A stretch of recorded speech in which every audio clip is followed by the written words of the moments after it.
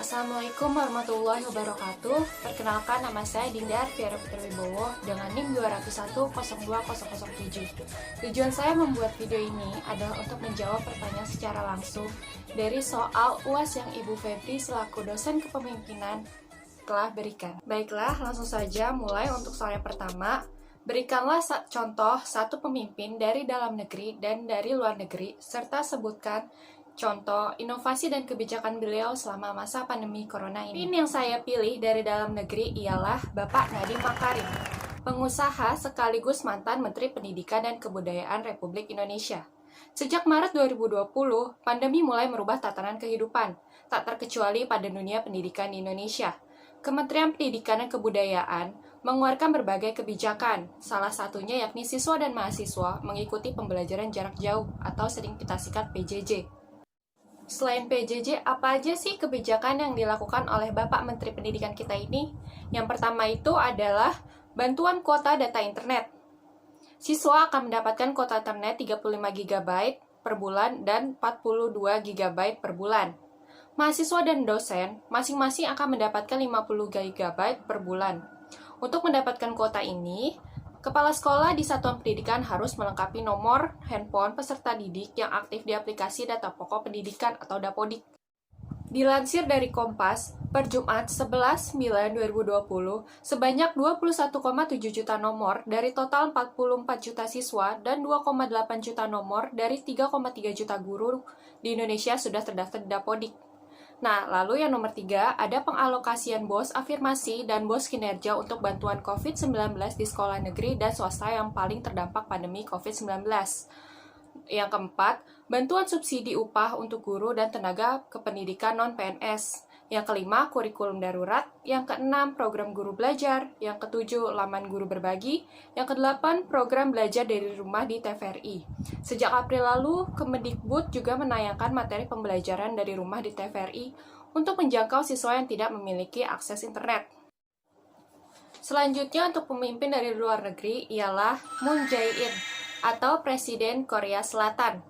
Beliau lahir pada 24 Januari 1953 di Gyeonggi, Korea Selatan. Negara yang memiliki julukan negeri ginseng ini berhasil menekan angka kematian COVID-19 dengan jumlah kasus kematian yang minim. Bahkan, tingkat kesembuhan pun terus meningkat dan jumlahnya berkejaran dengan kasus positif. Peningkatan kasus dari hari ke hari sangat sedikit, tentu menjadi menarik bagaimana Korea Selatan dalam menghadapi COVID-19 sebagai lawan perang utamanya saat ini. Moon Jae-in selaku presiden mengatakan bahwa perlu adanya kerjasama dari berbagai pihak dan memberikan penanganan yang tegas dan masif untuk menekan kasus COVID-19. Nah, apa aja sih kebijakannya? Yaitu, yang pertama, cepat tanggap dalam menetapkan sebuah wilayah atau distrik yang memiliki tingkat kasus yang tinggi, dikursus sebagai kawasan bencana khusus, sehingga meningkatkan awareness dari masyarakat, baik yang berada pada area terdampak maupun tidak, serta menanamkan pentingnya melakukan kiat-kiat yang dapat memutuskan mata rantai penyebaran virus tersebut. Yang kedua, pemerintah kota mengadakan kebijakan pembatasan, bukan lockdown, yang melibatkan peran aktif masyarakat untuk membatasi kegiatan mereka, seperti juga dengan meliburkan sekolah dan membatasi kegiatan skala besar atau kegiatan yang dapat menimbulkan kerumunan orang dengan banyak. Yang ketiga, diadakannya rapid test yang massal dan gratis, sehingga meliput banyak masyarakat di sana untuk dapat melakukan tes COVID-19 untuk dilakukan proses pengobatan lebih dini sehingga tidak menularkan lagi kepada orang lain. Misalnya rapid test dan PCR. Ini diapresiasi dan menjadi teladan bagi banyak negara. Selanjutnya, pemerintah di sana juga memberikan bantuan ekonomi berupa pembebasan tagihan utilitas kepada warga kelas menengah dan ke bawah, terlebih mereka yang menderita akibat virus tersebut, sekaligus sebagai apresiasi akan partisipasi mereka dalam upaya pencegahan. Uang tunai hingga sebesar 1 juta won atau 13 juta rupiah juga akan diberikan sebagai bentuk bantuan.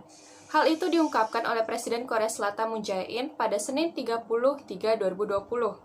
Keputusan tersebut diambil sebagai imbas dari kondisi ekonomi yang terguncang akibat penyakit COVID-19. Nantinya, setiap keluarga di Korea Selatan akan diberikan bantuan hingga 1 juta won atau 13 juta rupiah, kecuali 30% populasi yang berpenghasilan. Selain itu, juga ada pembebasan tagihan. Beberapa perusahaan kecil dan menengah juga akan dibebaskan dari pembayaran tagihan utilitas.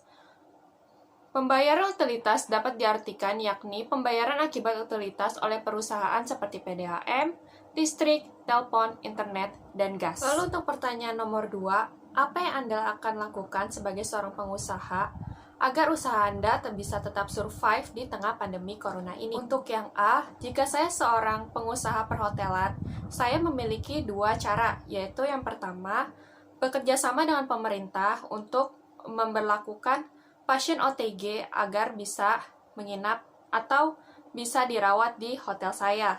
Lalu yang kedua, saya memiliki option, sekarang ini banyak orang-orang yang sedang menggemari perang-perangan.